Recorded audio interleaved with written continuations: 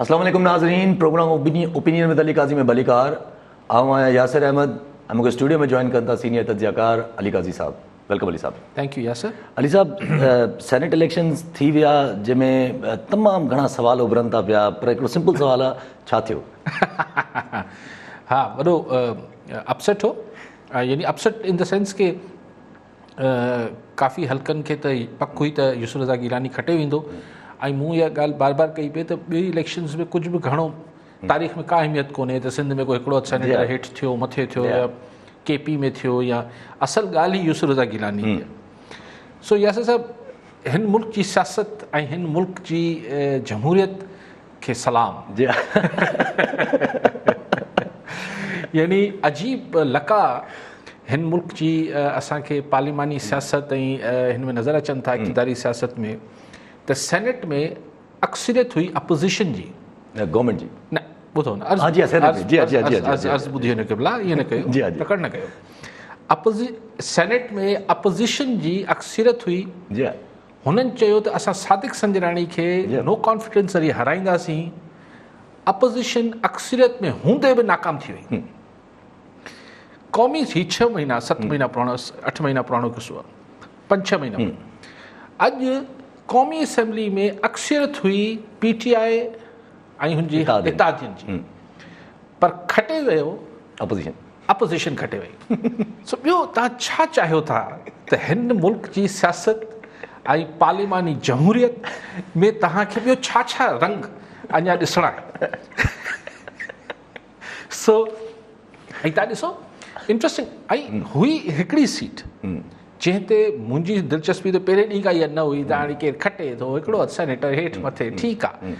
यूसुफ रज़ा गिलानी, तव्हां ॾिसो त ॿ इलेक्शन थिया इस्लामाबाद में, हिकु यूसुफ रज़ा गिलानी साहिब लाइ यानी जनरल सीट ते, ऐं हिकिड़ो थियो ख़वातीन जी सीट ते। यूसुफ रज़ा गिलानी साहिब खे 169 वोट मिलिया, हफ़ीज़ कुरैशी साहिब, हफ़ीज़ शेख साहिब खे 164, 164 हाराए वियो। घणे वोटनि खां? 5 वोट। ठीकु, 7 ख़ारिज थिया आहिनि वोट। PTI जो हफ़ीज़ शेख 164 वोट खणे थो, ऐं PTI जी जेका ख़ातून मेंबर आहे उहा खणे थी 174। 10 वोट PTI जे इत्तेहादियुनि PTI जे उम्मीदवार खे, ख़ातून उम्मीदवार खे ॾियनि था, पर वीचारे हफ़ीज़ शेख खे कोन था ॾियनि।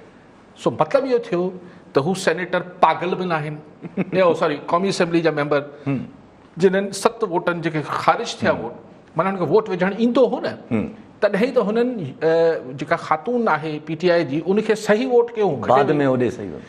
अच्छा, एब्सटेन बि न कयूं, हा सौ सिधो हुनखे, छाकाणि त टारगेट हो ई कोन त पीपल्स पार्टी जेको PTI जी ख़ातून सेनेटर खे त हाराइण टारगेट हो ई कोन। जी उहो टारगेट हो हफ़ीज़ शेख, ऐं खटाइण जो टारगेट हो पंहिंजो गिलानी साहिब खे।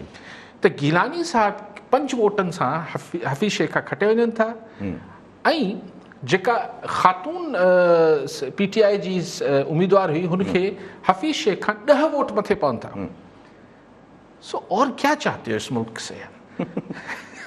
यानी सो मतिलबु इहो थियो त ज़ाहिर आहे उहो जेको कल वीडियो लीक थी त गिलानी साहिब जो फर्ज़न जेको आहे सेखारे पियो त वोट ख़ारिज कीअं थींदा आहिनि। वोट ख़ारिज थिया त 7 वोट ख़ारिज थी विया। इहे 7 वोट अगरि पइजी वञनि न त गिलानी साहिब हाराए वञे। सो हाणे अगरि हिननि 7 सेनेटर्स खे त नाहिल करे छॾणु खपे। अगरि तव्हांखे वोट विझणु नथो अचे त तव्हां ही अपर हाउस आहे सही, सेनेट जेको आहे ही त ऐवान बाला आहे, क़ौमी असेंबली खां मथां सम्झो वञे थो। उन जे मेंबर मोज़िज़ मेंबर खे अगरि वोट विझण जी फज़ीलत न आहे ऐं हुनखे कानून जी ख़बर न आहे त अहिड़े नाहिल सेनेटर MNA खे, सॉरी ही MNAs आहे, सॉरी वोटर MNAs आहे, त अहिड़े MNA खे जेके कानून साज़ी मुल्क जी करणी आहे, अगरि हुनखे वोट विझणु नथो अचे त हिनखे नाहिल करणु खपे।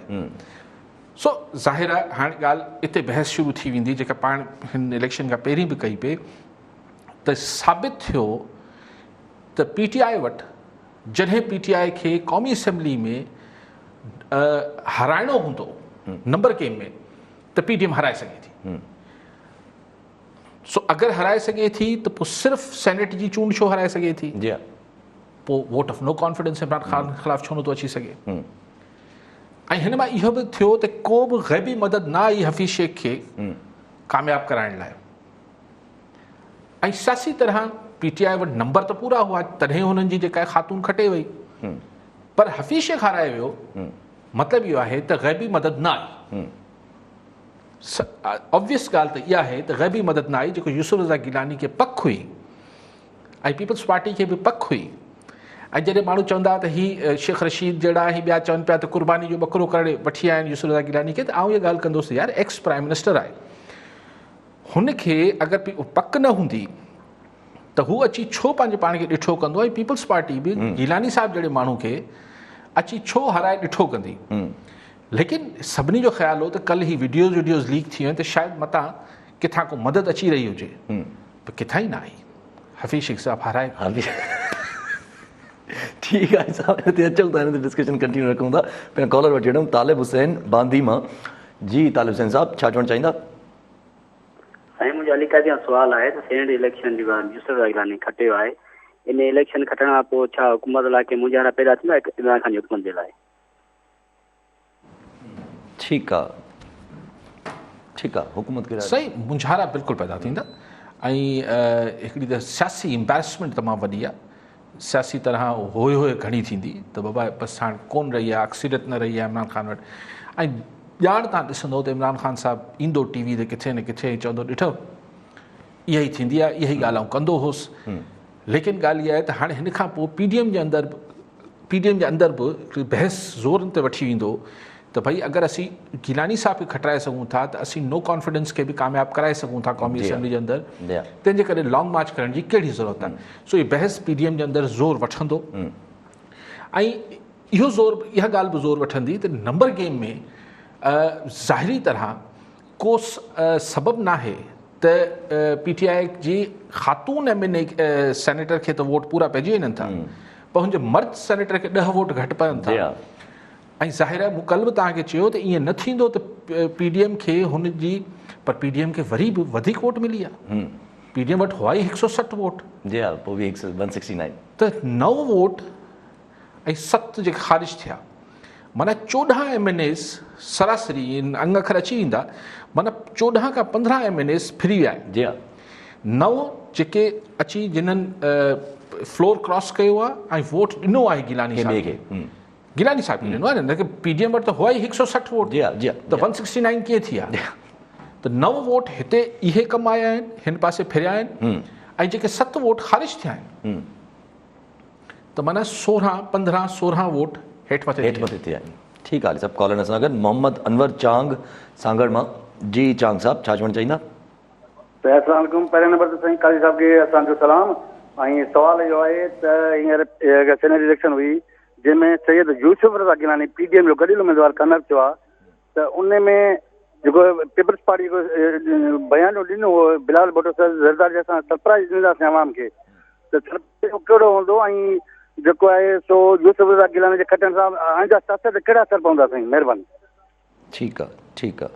अली साहब, इक़बाल समेजो साहब जो फेसबुक ते बि सवालु आहे, थोरो इन सां अगरि कनेक्टेड रखी छॾियूं त छा इस्लामाबाद जी सीट ते कामयाबु थियण खां पोइ ऑपोज़िशन सेनेट चेयरमैन बि यूसुफ रज़ा गिलानी खे इलेक्ट कराए सघे थी? जी जन, हाणे ॻाल्हि इहा आहे त असर त बहरहाल पवंदा, ऐं जीअं चांग साहिबु चयो पियो त असर त चांग साहिबु ज़ाहिर पवंदा न। हाणे इन जा हिन खे जस्टिफाई कीअं कंदा, हिन ते वॾो बहस हलंदो, इन ते वॾी इहा ॻाल्हियूं हलंदियूं त भई ही इंक्वायरी थिए, फलाण थिए, को कमीशन ठहे, को अदालती कमीशन ठहे त 15-16 MNAs कीअं फिरी विया आहिनि, पोइ ऐं हिकिड़ो गोड़ घमसान इहो थींदो।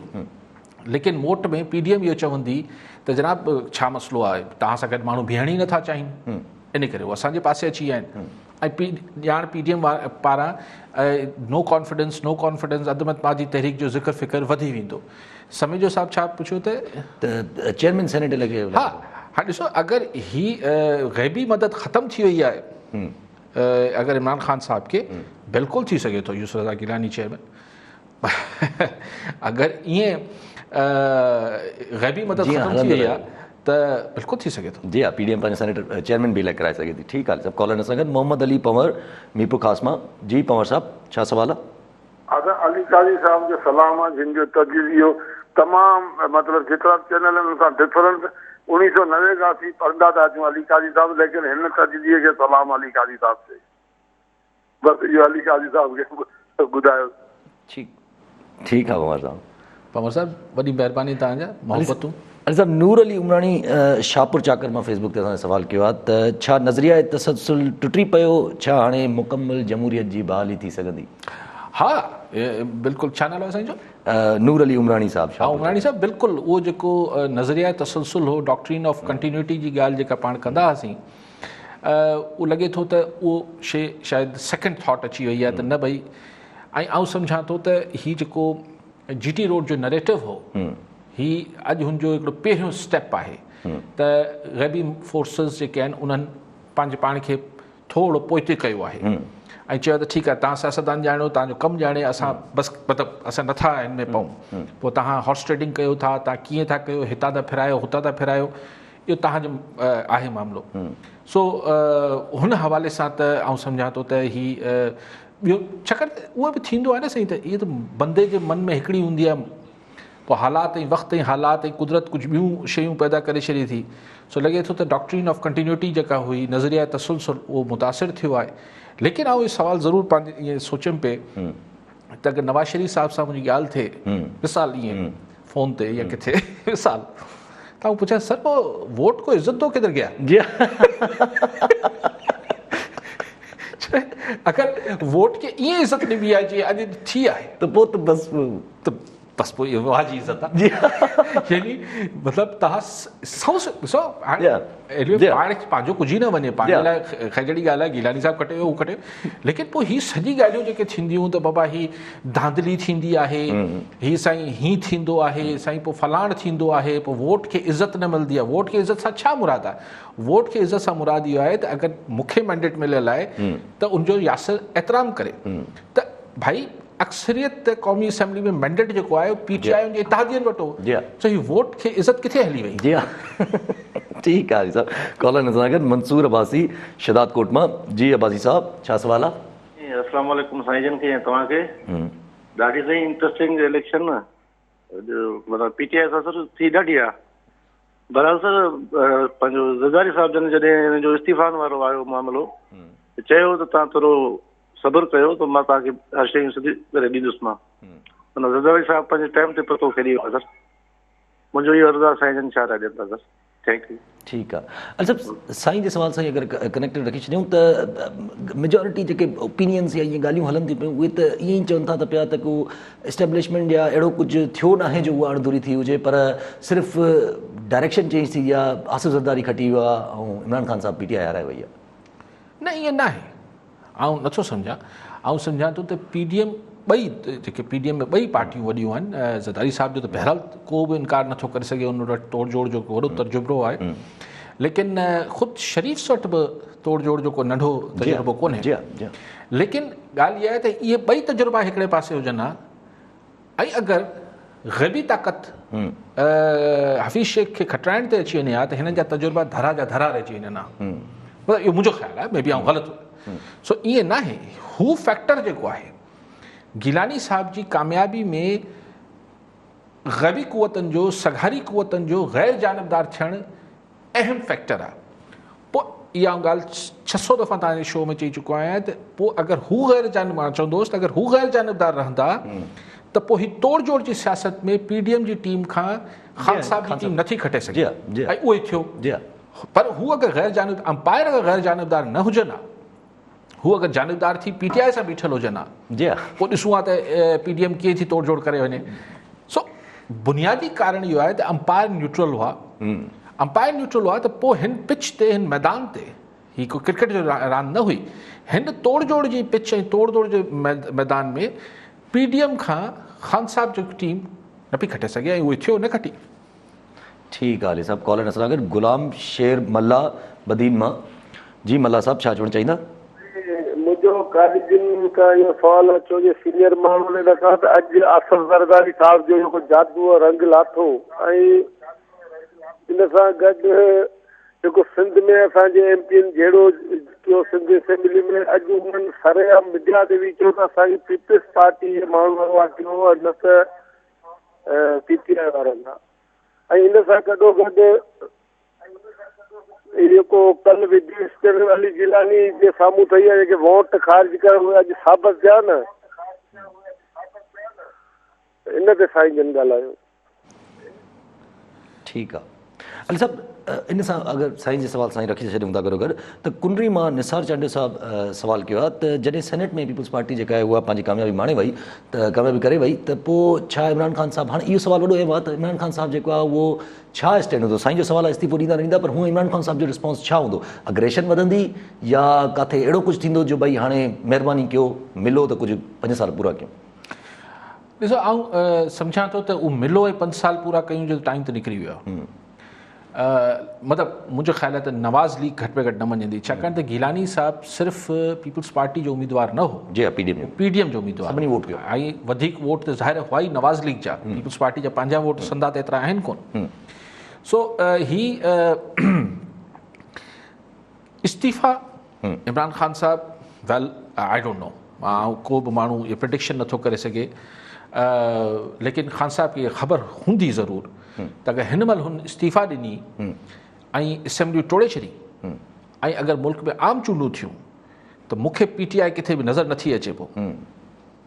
ॻाल्हि जेका मुंहिंजे ख़्याल में आहे, थी सघे थो ग़लति हुजां, थी सघे थो ग़लति हुजां, पर मूंखे थी सघे थो पीटीआई जा हामी चवनि न तंज़ियो तव्हांजो ग़लति आहे, थी सघे थो, लेकिन मूंखे नज़र नथी अचे पोइ पीटीआई किथे बि।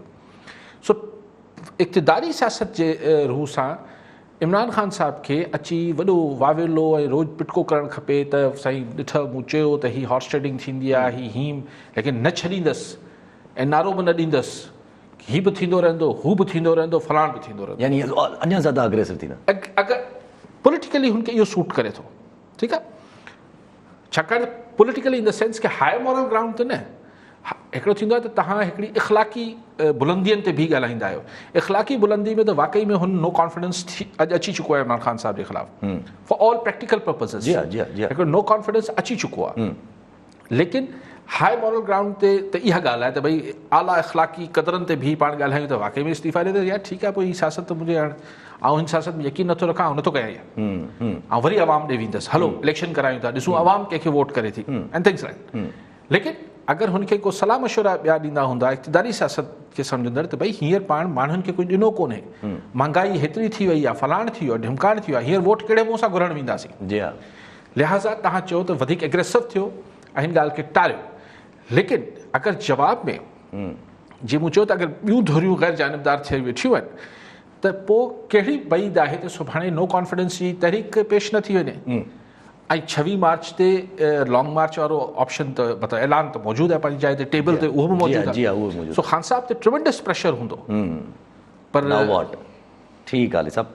कॉलर नज़र अगरि मुख़्तार अहमद डर डैर कीमा जी, डर साहब छा सवाल आहे, छा चवणु चाहींदा? अस्सलाम वालेकुम काज़ी साहब, तव्हांखे वालेकुम सलाम। छा इमरान ख़ान असेंबली तोड़े सघे थो? ठीकु आहे, साईं जे सवाल साईं गॾु रखी सघंदा, उहो साईं जो थोरो आहे थोरो त नवाज़ अली फुल साहब जो बि अहिड़ो ई आसान क़िस्म जो सवाल आहे त छा पीटीआई इस्लामाबाद वारी सेनेट सीट में हाराइण खां पोइ त जेके वोट जंहिं फेरायो आहे उन्हनि जे ख़िलाफ़ु इलेक्शन कमीशन में वञी सघे थी? बिल्कुलु, इहो त अगरि एग्रेसिव बोर्ड बि वेंदा चवंदा इलेक्शन कमीशन थिए, पोइ साईं ते इंक्वायरी विहारी वञे, पोइ ट्रिब्यूनल ठहणु खपे, इहो सभु त थी सघे थो, कंदो बि शायदि ख़ान साहिबु, ईअं आसानी सां हिन ॻाल्हि खे ईअं कोन छॾे ॾींदो। लेकिन ॻाल्हि इहा आहे त जेको पहिरियों सवाल साईं चयो त छा हू असेंबली टोड़े सघंदो, से आइनी तरह प्राइम मिनिस्टर इहो करे सघे थो त हू एडवाइस मोकिले सदर पाकिस्तान खे त असेंबली टोड़े छॾियो। सो आइनी तरह तो टोड़े सघे थो, सियासी तरह हू टोड़ींदो न टोड़ींदो, इन मूं थोरी देरि पहिरीं ॻाल्हि कई त अगरि आला अख़लाक़ी क़दरनि ते बीहंदो त फ्रेश इलेक्शन में वञी सघे थो। लेकिन आउं सम्झां थो त हुनखे इहो सियासी तरह वारो न खाईंदो त हिन महिल हू आवाम ॾे वापसि अचे, उन मेंबर छा अची ॻाल्हाईंदा। ठीकु आहे साहब। कॉलर सां गॾु इकराम ख़ासि खेली मातली मां जी, ख़ासि खेली साहब छा सवाल आहे, छा चवणु चाहींदा? वालेकुम अस्सलाम। जी जी काजी साहब का सवाल है। तो काजी साहब कुछ ॾींहं पहिरीं चयो हो त इहो जेको अपसेट आहे इहो ई डिसाइड कंदो जेका एस्टेब्लिशमेंट या हवा जो रुख खे, त अॼु त उहो रुख बि पधिरो थी वियो ऐं अपसेट बि इहो थी वियो। हाणे सिर्फ़ु काई साहब का सवाल इहो आहे त हिन पूरी गेम मंझां मरियम नवाज़ ओचितो निकिरे थी ऐं हमज़ा जी एंट्री थिए थी, त हाणे ऐं जेका सेटअप ठहियो आहे पंजाब ॾांहुं उन मंझि मरियम नवाज़ नाराज़ आहे त भई हीअं ईअं न थिए इलेक्शन थिए हा।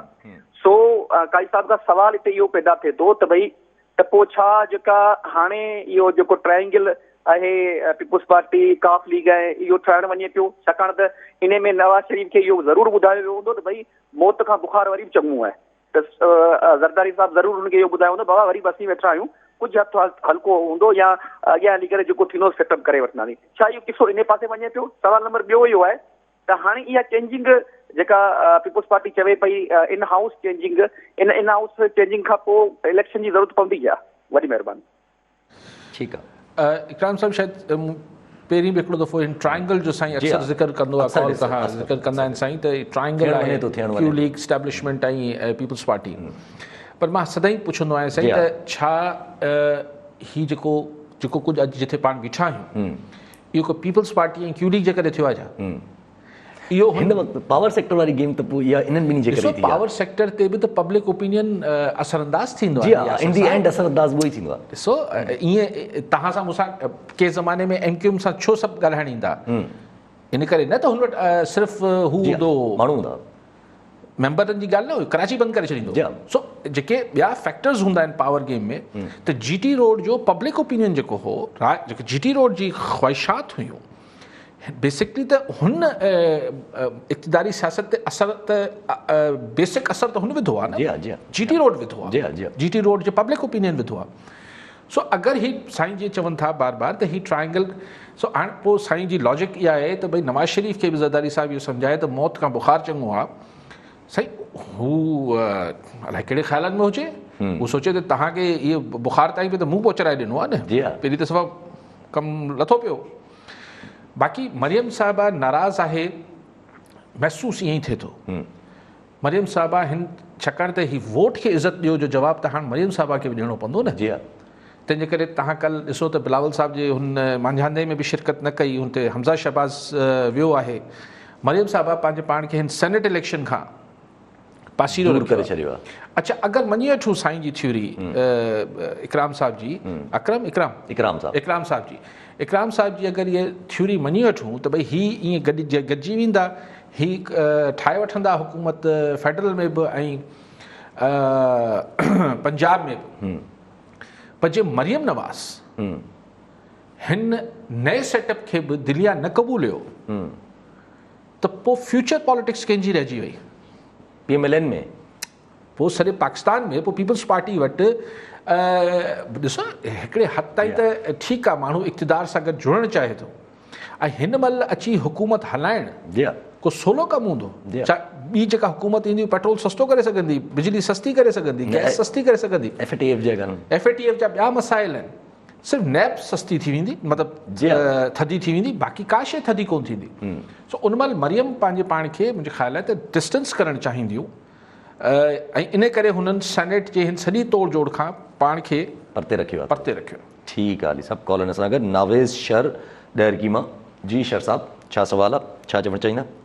अस्सलाम वालेकुम। वालेकुम अस्सलाम। ऐं सवाल इहो हुयो जेको PDM ऐं सेनेट खटी वई आहे यूसुफ गिलानी, हाणे अॻिते अदम एतमाद वठी छा इमरान ख़ान खे घर भेड़ो करे सघंदा? ठीकु आहे शर साहब। शर साहब जे सवाल, शर साहब जो सवाल डिस्कस थियो आहे, हिन में वरी पोइ ॿीहर थोरो ॻाल्हाए वठंदासीं।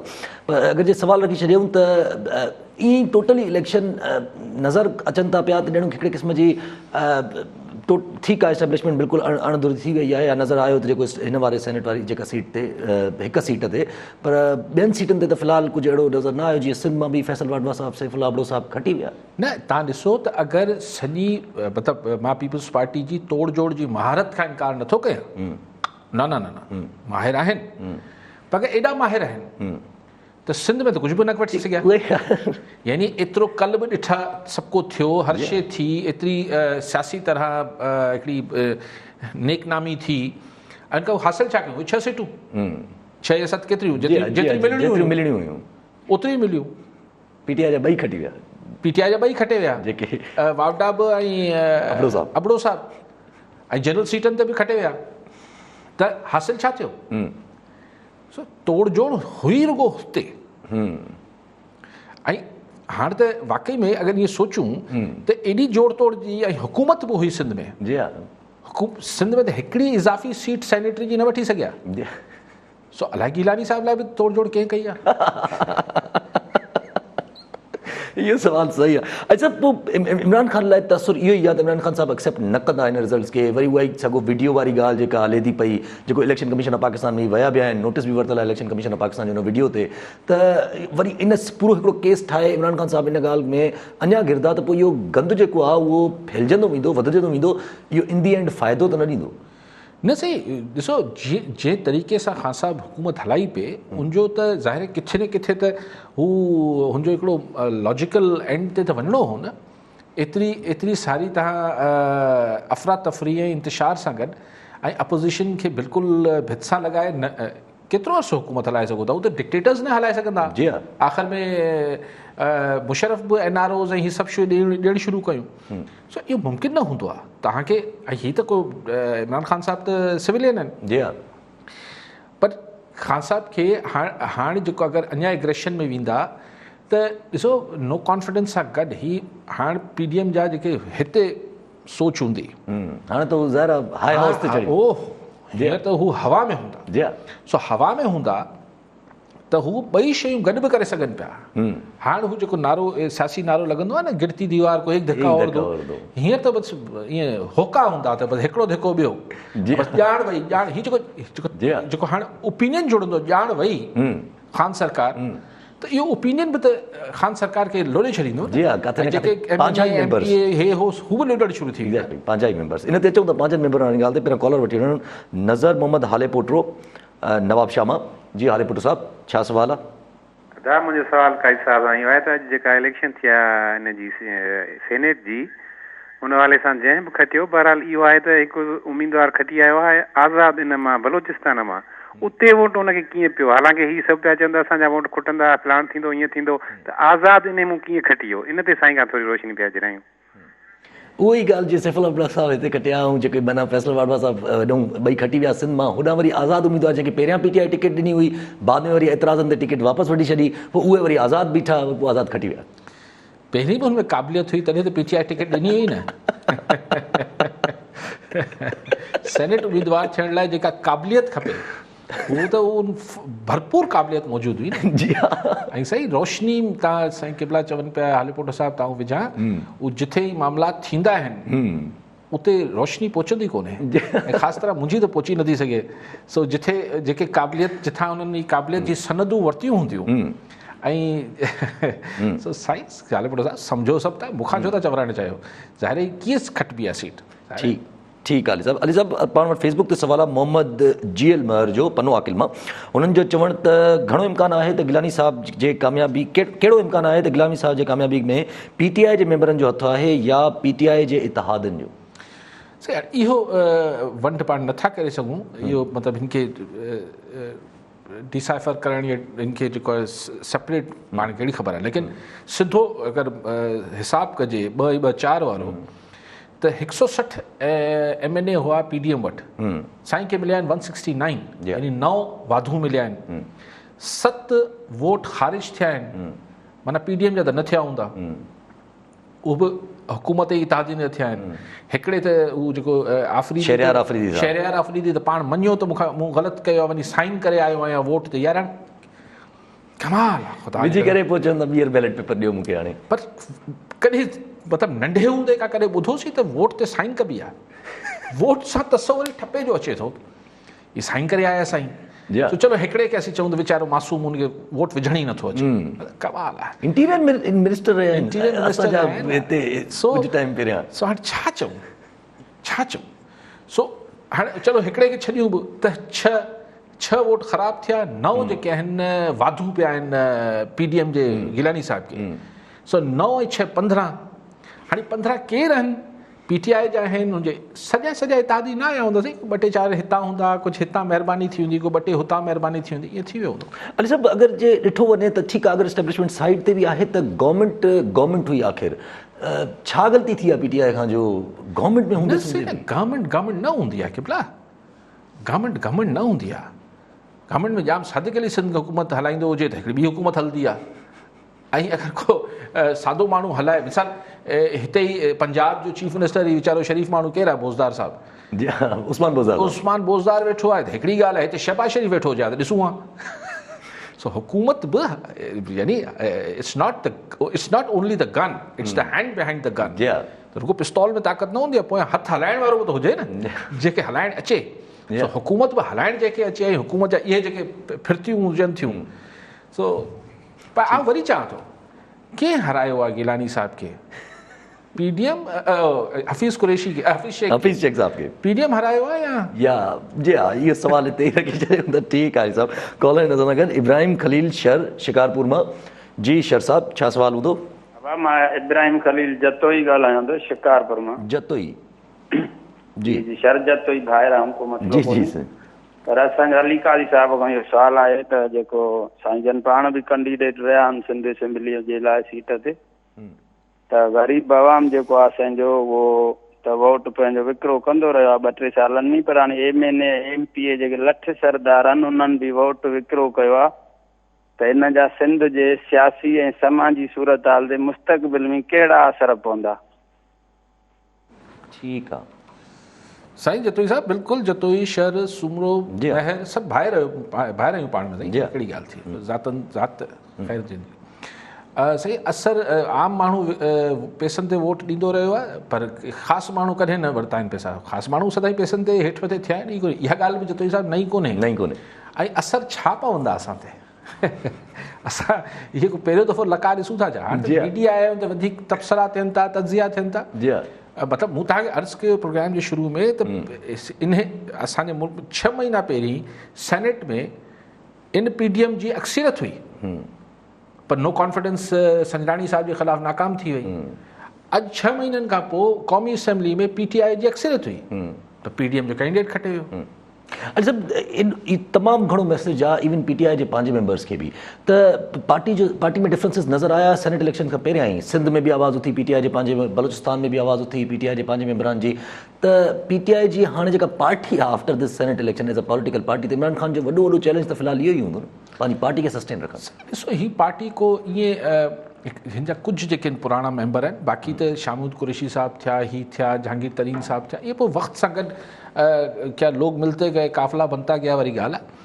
ॾिसो, इमरान ख़ान साहब खे हाणे प्राइम मिनिस्टर आहिनि ऐं लीडरशिप आहे, लेकिन ख़ान साहब हिन इलेक्शन खां को हफ़्तो पहिरीं त MNAs सां हिननि सां मिलणु शुरू कयो, 2 ॾींहं पहिरियां। त ख़ान साहब खे उहा हिकिड़ी बहरहाल हर माण्हू खे ख़ुशफ़हमी थींदी आहे त भई आउं मुलाक़ात कंदुसि, त आउं जेको आहियां उहो छा मतिलबु अहिड़ी पर्सनैलिटी आहियां, आउं नेल्सन मंडेला आहियां या आउं छा आहियां, मतिलबु आउं केरु आहियां जो मुंहिंजे साम्हूं वेही अगरि कोई इख़्तिलाफ़ हूंदा बि त उहो ख़तमु थी वेंदा। ज़ाहिर आउं चवां पियो न, त हीउ जेको आउं आहे, त मैंने कह दिया, मैं मिल लिया, मैं बात कर लूँगा, अब मैं खुद देखूंगा मामला, मुझसे बेहतर कोई नहीं जानता। ये तो क्या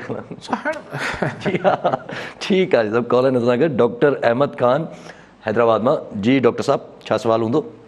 वालेकुम सर, साईं खे तव्हांखे सलाम। कुझु अर्सो पहिरीं मूं कॉल कई, साईं सां इहो डिस्कस कयोसीं त न्यूट्रलिटी वारो जेको हिकिड़ो सिस्टम ठहियो पियो, तो साईं खां सवाल इहो आहे त साईं अॼु न्यूट्रलिटी तव्हांजे ख्याल में साबित थी वई ताक़त वारनि जेको इदारनि जे तरफ़ां? ऐं ॿियो जेका माई खटी आहे 174 वोट खणी, उहा त खटे वई हुई, हफ़ीज़ साहब हारे वियो। अगरि पाण चऊं त PTI माइनॉरिटी में अची वई आहे या पंहिंजी न करे सघी आहे, त 174 हुन वोट माई कीअं खयां? छा पीपुल्स पार्टी PDM जी सॼी महिनत हफ़ीज़ शेख जे ख़िलाफ़ हुई या ओवरऑल हुई? साईं खे कीअं पियो ॾिसे?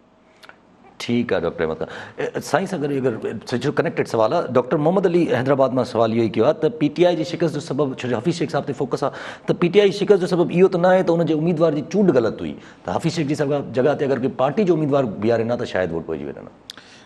पहिरीं ॻाल्हि जेका साईं कई डॉक्टर साहब जेका हैदराबाद मां फ़ोन कई जंहिं अहमद डॉक्टर अहमद साहब त ही छा चयूं त हफ़ीज़ शेख साहब ते टारगेट छो आहे, सिर्फ़ु हफ़ीज़ शेख साहब ते टारगेट हुयो, हुननि जी वुमेन वारी न चयो त न्यूट्रल न्यूट्रलिटी वारी आहे न्यूट्रलिटी ते जेके गैर जानबदारी साबित थी सॻारनि इदारनि जी न थी सही for the time being yes apparently yes ऐं फ़िलहालु यस हिन खां वॾो मतिलबु छा अञा तव्हांखे साबित करे ॾियनि ऐं हाणे अगरि वरी बि नवाज़ लीग या PDM वारा एस्टेब्लिशमेंट खे घेलींदा त हर को चवंदो भई ॿियो छा करे ॾियनि तव्हांखे जी हा ऐं अलाए सिर्फ़ु न्यूट्रल थिया आहिनि या कुझु हिन पासे लाड़ो थी वियो आहे जो न्यूट्रल ई थियो चलो गैर जानबदारी चइबो ठीकु आहे सो हिकिड़ी ज़ाहिरी तरह doctor sahab yes apparently for the time being वक़्ती तरह यस मूंखे त इहो मां चयो पियो त मूंखे त वॾो इंडिकेटर इहो नज़र ईंदो ॿी ॻाल्हि साईं चई त हफ़ीज़ शेख हुनखे ज़ाहिर साईं फोकस मूं सूधो सभिनी खे दिलचस्पी हुई सिर्फ़ु हिकिड़ी सीट में त अगरि हू PTI जी ख़ातून हाणे सेनेटर थी वियूं उन्हनि अगरि 174 खयां 176 खणिया तारीख़ में का हुनजी अहमियत ई कोन्हे इहो साबित थी वियो हफ़ीज़ शेख साहब जे हाराइण सां इहो साबित थियो त जॾहिं PDM चाहींदी त 10-12 वोट घटिजी वेंदा जॾहिं न चाहींदी त भले मिली वञनि चाहत हुननि जी PDM जी कॾहिं PDM इहो बहस कयो ई कोन पियो त ख़ातून बि असांजी खटंदी ॻाल्हि ई गिलानी साहब जी हुई so they prove their point doctor sahab Hyderabad वारे ॿियो छा सवाल डॉक्टर मोहम्मद अली साहब जो सवाल इहो त PTI जी शिकस्त जो सबबु इहो त न आहे त हफ़ीज़ शेख साहब जी न doctor sahab I don't agree Hafeez Shaikh sahab भले PTI जो हुजे न हुजे हुननि खे आणींदड़ बि ज़ाहिर केरु हुआ ऐं हू ऐं पोइ पार्टी ॾिसो अगरि ईअं किसो आहे त वावडा कीअं खटे वियो उहो अबड़ो कीअं खटे वियो हितां ऐं हू बलूशा ख़ान कीअं खटे वयूं या केर बि कीअं खटे वञनि था पार्टी जो फ़ैसिलो हुजे थो अगरि पार्टी जेॾी महिल मज़बूत हुजे थी ऐं हुनजा जेके होमवर्क सुठो ठीकु हुजे थो पंहिंजी पार्टी में ऐं पंहिंजे इतिहादियनि में त हू खटे वेंदा आहिनि पर हिते न हो हिते उहो न हुयो सो आउं नथो सम्झां मुख़्तसर त अगरि हफ़ीज़ शेख जी जाइ ते को भले अली ज़ैदी बीठो हुजे त खटे वञे न अली साहब हफ़ीज़ शेख साहब जॾहिं हिन जो अनाउंस थियो त यूसुफ रज़ा गिलानी साहब खटी विया आहिनि त उनखां पहिरियां बि हफ़ीज़ शेख साहब काफ़ी ग्रेसफुली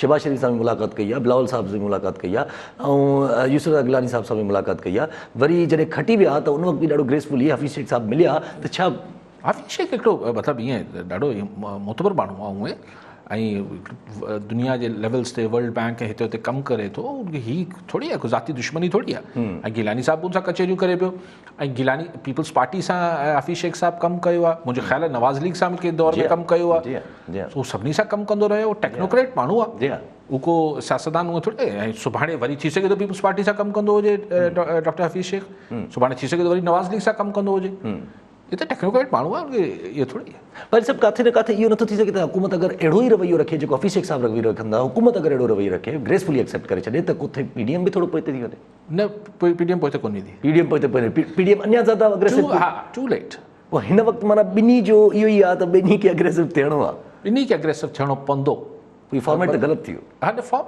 ॾिसो ॻाल्हि त उहा ठीकु आहे तव्हांजी त हीउ मुल्क लाइ सभिनी शयुनि लाइ ठीकु न आहे पर जेको कुझु थींदो रहियो आहे उहो कहिड़ो चङो थिए पियो सो ॻाल्हि इहा न आहे त सही छा आहे ग़लति छा आहे पाण तज़ियो कयूं था त छा थींदे नज़र अचे थो पंहिंजी ख़्वाहिशात ॾिसो कोशिशि कजे त तज़ियो जॾहिं कजे त पंहिंजी ख़्वाहिशात खे हिकिड़े पासे रखिजे त आउं कोशिशि कयां थो ऐं छा चाहियां थो हिकिड़े पासे रखिजे न मूंखे नज़र नथो अचे त जेतिरो ही हिक ॿिए जे साम्हूं अॻिते वधियल आहिनि ऐं हाणे हीउ जेको ॾिसो ॻाल्हि इहा आहे त जीअं ऑब्वियस साईं डॉक्टर साहब हैदराबाद में फ़ोन कयो त असांजा सगारा इदारा न्यूट्रलिटी जी ॻाल्हि थी ॾिसो जेतिरा ऑब्वियस अॼु खां 2-4 महीना पहिरीं असांजा सगारा इदारा जेतिरो ऑब्वियसली बिल्कुलु ज़ाहिर ज़हूर इमरान ख़ान हुकूमत खे सपोर्ट करे रहिया ठीकु आहे ॿ टे चकर नज़र आयो काफ़ी दफ़ा मतिलबु पूरो ज़ाहिर ज़हूर हो हा नथो चवां 2018 जी इलेक्शन में छा थियो ड्यूरिंग गवर्नमेंट में त हाणे इहो ज़ाहिर थियो आहे त हाणे हू ऐं मैसेज वियो आहे ऐं मुंहिंजे ख़्याल आहे त they made it a point की इहो बिल्कुल तासुर धोपजी वञे असां तव्हां जहिड़ा जिन जो को वास्तो कोन्हे कंहिं धुर सां असीं बि चऊं पिया त हा ऐं अॼु खां न पाण त 5-10-12 ॾींहंनि खां आउं त चवां पियो त भई अगरि यूसुफ रज़ा गिलानी खटे वियो त मतिलबु इहो मैसेज वेंदो त असांजे सघारा इदारा जेके आहिनि उहे पंहिंजे पाण खे पोइते करे विया आहिनि। पर आउं वरी उहो सुवालु तव्हां कयां थो, हफ़ीज़ शेख खे रुगो PDM हारायो आहे छा? उहो ई इन सां ई अगरि PDM हारायो आहे न हारायो आहे इहो सुवाल बरक़रार आहे। त ज़ाहिरी तरह त PDM हारायो, ज़ाहिरी तरह त PDM हारायो आहे, पर इन में हिकिड़ो नंढो सुवाल अचे थो त पोइ हाणे PDM जो 26 मार्च लाइ छा हो हूंदो, रद्दमल हूंदो? ॾिसो, पीपल्स पार्टी जी ख़्वाहिश हूंदी त हाणे नो कॉन्फिडेंस ॾे वञिजे ऐं ज़रदारी साहिब इहो चाहींदा त हू कन्विंस कनि हिन खे। सवाल इहो आहे त मरियम बीबी खे किथे कंदा, लेकिन मरियम साहिबा पाण चई चुकी आहे त थी सघे थो असांखे लॉन्ग मार्च जी ज़रूरत न पए। सो अगरि ईअं थींदो त पोइ पंजाब हुकूमत कंहिंखे मिलणी आहे, नवाज़ लीग खे या क्यू लीग खे? छाकाणि त अगरि ही को सभई माइनस इमरान ख़ान हिकिड़ो ग्रैंड हुकूमती इतिहाद ठाहिणु वञे पियो जंहिंमें PDM जी समूरी जमातूं, क्यू लीग, पोइ वीचारी MQ में GDA कहिड़ो ॾोह कयो हू बि जी, सो बाक़ी रहिजी वई PTI। जी हा, PTI में बि पोइ इमरान ख़ान साहिब सां केतिरा माण्हू बीहंदा उहो हिकिड़ो अलॻि बहस आहे। जी हा, बचंदो छा? त पोइ सभु जा सभु हुकूमत में अची वेंदा, त पोइ क़ौमी हुकूमत सवाइ हिकिड़ो लोनली वॉइस इमरान ख़ान ॿाहिरि हूंदो, ऐं इमरान ख़ान सां पोइ हिन दफ़े अगरि हीअ हुकूमत में अची आहे त कंदा छा? जी हा, वरी हिकिड़ो नओं तमाशो आहे। लेकिन शायदि एतिरो कमु असां सघारा इदारा शायदि इहो इंश्योर कंदा त ख़ान साहिब खे को सेफ एग्ज़िट अगरि ॻाल्हि उस ताईं वई। हीअं त प्राइम मिनिस्टर आहे भाई, हींअर त प्राइम मिनिस्टर अच्छा। अगरि आख़िरी हिन ते कमेंट रखी छॾियूं त इंटरनेशनली अगरि त पोइ बाइडन जी इलेक्शन जो कुझु असरु आहे छा हिन शइ ते?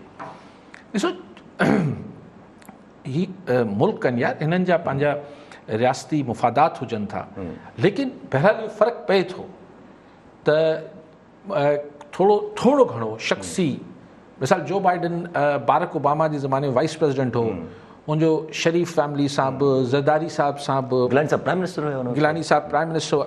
पर हाणे ईअं न थियो हूंदो त जो बाइडन फ़ोन करे चयो हूंदो त इसको जितवा दो, ईअं नथो थी सघे। सीएम साहिब विया, शाहिद खकानी साहिब विया। मां अर्ज़ु कयो त ज़ाहिर आहे असांजे मुल्क मां ऑल्दो मतिलबु हिकिड़ी ऑल्दो असां वटि चाइनीज़ इन्फ्लुएंस तमामु, बीजिंग जो इन्फ्लुएंस तमामु घणो आहे, लेकिन ऑफकोर्स वॉशिंगटन त वरी वॉशिंगटन आहे न यार। त वॉशिंगटन जा पंहिंजा हिकिड़ा स्ट्रिंग्स हुजनि था, रसा हुजनि था जेको छिके थो, त हुनजो बि कुझु न कुझु किथे न किथे को पैसो रोल हूंदो आहे, नथो चई सघां। लेकिन बाय एंड लार्ज आउं हिन सॼी सिचुएशन खे क्रेडिट ॾियां थो GT रोड जे बयानीअ खे, लेकिन हुन बयानी खे सां हेसि ताईं त ॻाल्हि पहुती, लेकिन हाणे मरियम नवाज़ साहिब खे, नवाज़ शरीफ़ साहिब खे वोट को इज़त दो वारो जेको नारो आहे उहो थोरो हाणे उहो पंहिंजे लाइ चैलेंज थी वियो आहे, पंहिंजे लाइ चैलेंज। ठीकु आहे अली साहिब, वरी महिरबानी अली साहिब। नाज़रीन, अॼु जे प्रोग्राम जो पूरो थियो, वरी मिलंदासीं ईंदड़ प्रोग्राम में। दुआनि में यादि।